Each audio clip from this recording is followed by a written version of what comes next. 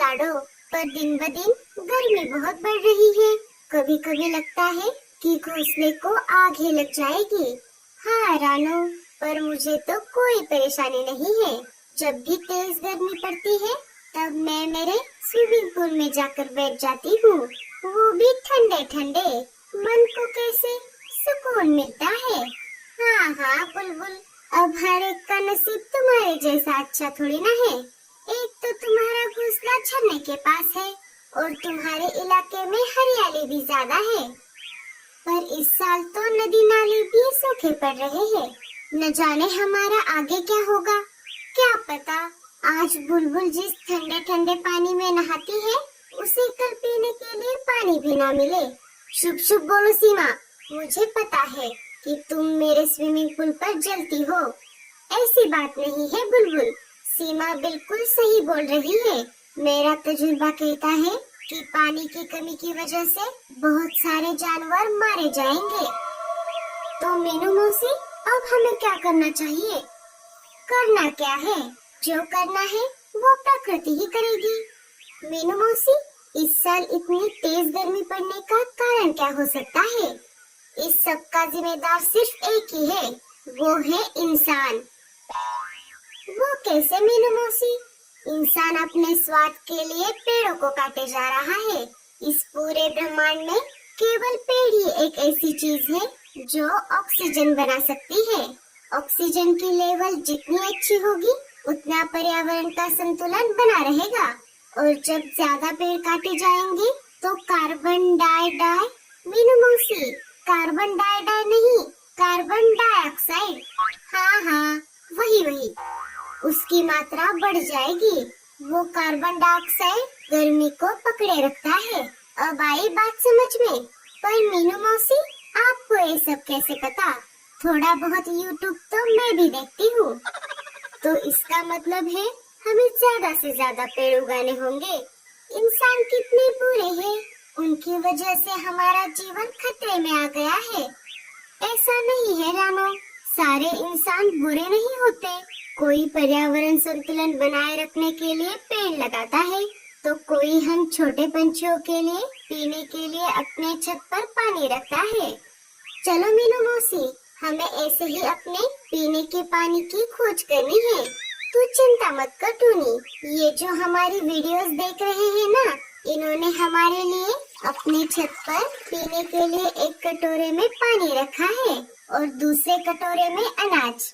चल, मैं अभी तुझे लेकर चलती हूँ वहाँ। चलो साथियों, हम भी मीनू मौसी के पीछे पीछे जाते हैं। हमें भी तो अनाज और पानी की जरूरत है।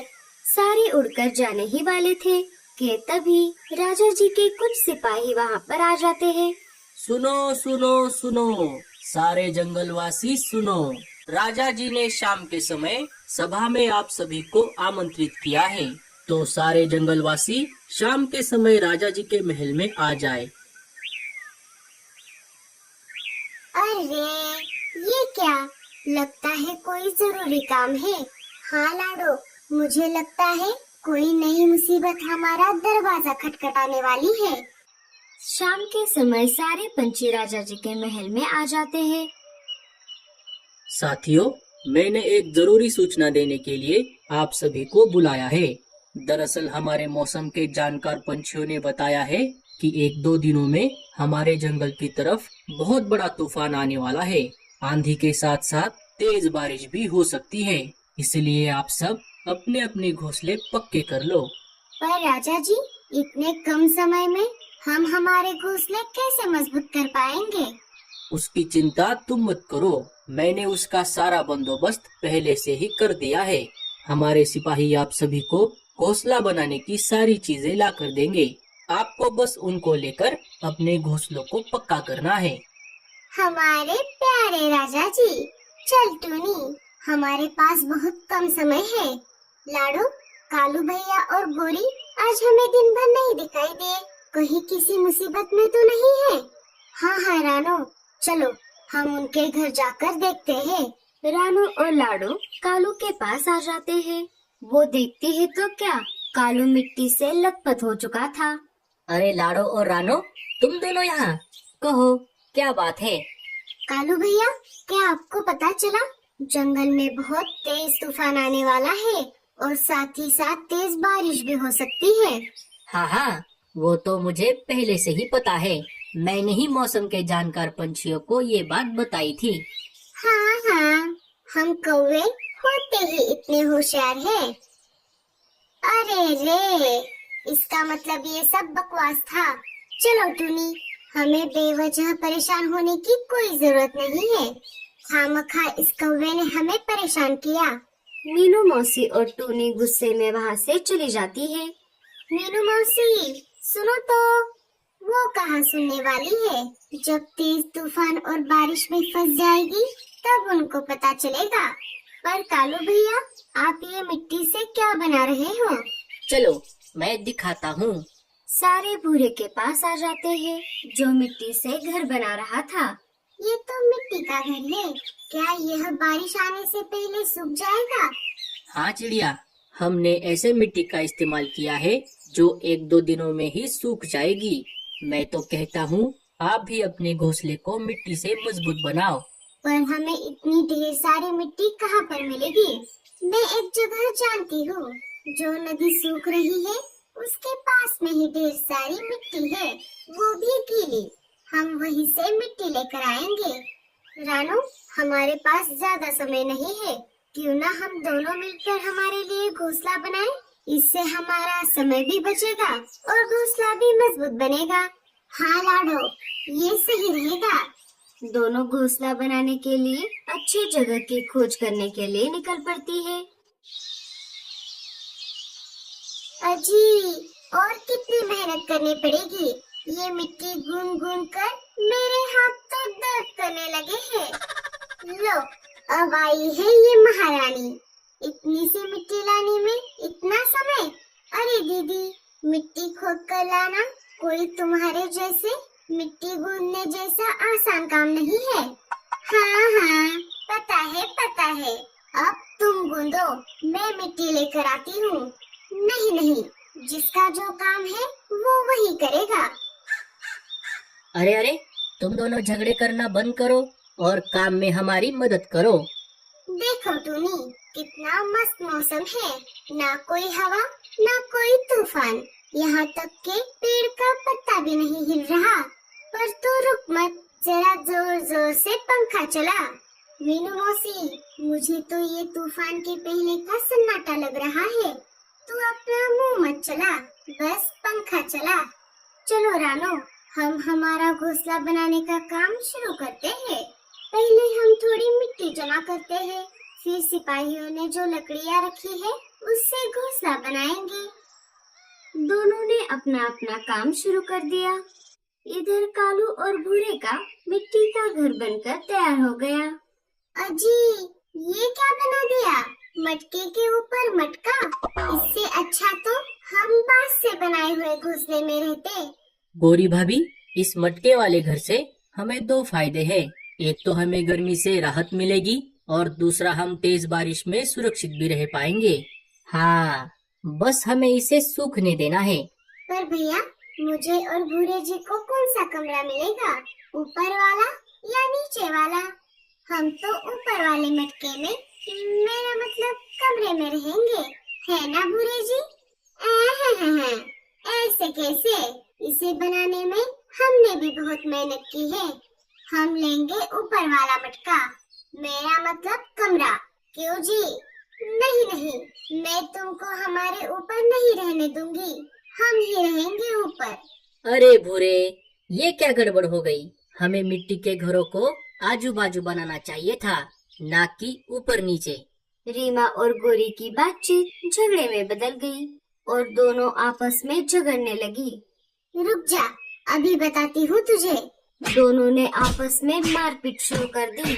उन दोनों के झगड़े के चक्कर में सारा घोंसला तहस नहस हो गया। अरे रे, सत्यानाश! जब दोनों रुक गई, देखा तो क्या, पूरे मिट्टी का घोंसला बिगड़ चुका था। अजी, ये क्या हो गया? हो गया नहीं, होने वाला है। अब हमें ये पूरी मेहनत फिर से करनी होगी। कालू की ये बात सुनकर गोरी चक्कर आके नीचे गिर गई। इधर रानो और लाडो ने मिलकर अपना घोंसला पूरा कर दिया। अरे वाह, तुम दोनों ने अपनी मेहनत और लगन से बड़ा ही प्यारा घोंसला बना लिया है। टूनी, अरे ओ टूनी, आज तुझे क्या हुआ है? इतनी जोर जोर से पंखा क्यों चला रही है? मीनू मौसी, दरअसल मैं पंखा नहीं चला रही, पंखा तो कब का हवा में उड़ गया और साथ ही साथ हमारे घोंसले का छप्पर भी। टूनी, ये क्या हो गया रे? जल्दी चलो यहाँ से, वरना हम भी इस तेज तूफान में यहाँ से उड़ जाएंगे। लगता है कालू कौवा सच कह रहा था। थोड़ी ही देर में तूफान के साथ साथ तेज बारिश भी शुरू हो जाती है।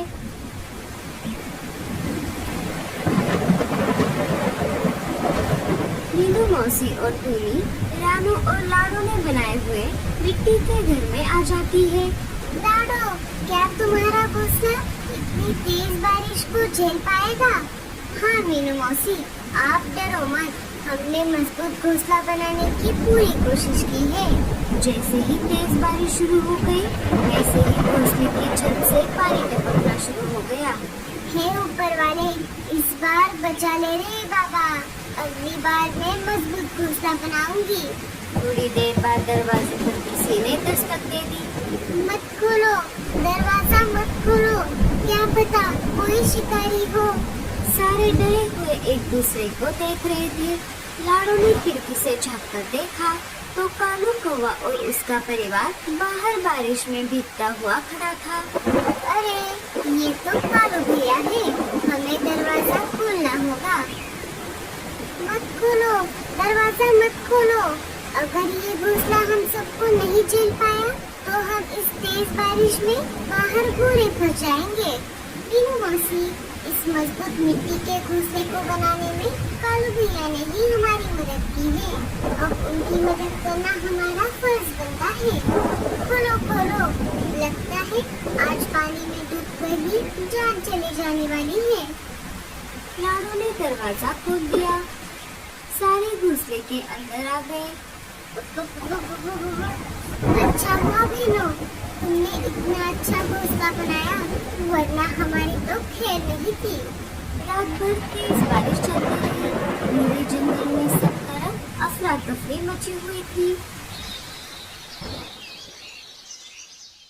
रानू और लाडो, तुम दोनों ने बहुत ही बढ़िया मिट्टी का घोंसला बनाया है, पर ये इतनी तेज बारिश में भी कैसे टिक पाया? कालू भैया, हमने पहले लकड़ियों से घोंसले का ढांचा बनाया, फिर उसको मिट्टी से कवर कर दिया। भले ही ये कहीं कहीं से कमजोर होने की वजह से टपक रहा था, पर इससे हम सबकी जान तो बची। चलिए जी, हम भी रानो और लाडो के जैसा मजबूत घोंसला बनाते हैं, वो भी अलग अलग। जंगल के बाकी पंछी भी लाडो और रानो के जैसा मिट्टी के घोंसले बनाने लगे। उस दिन से सारे पंछी हंसी खुशी से रहने लगे।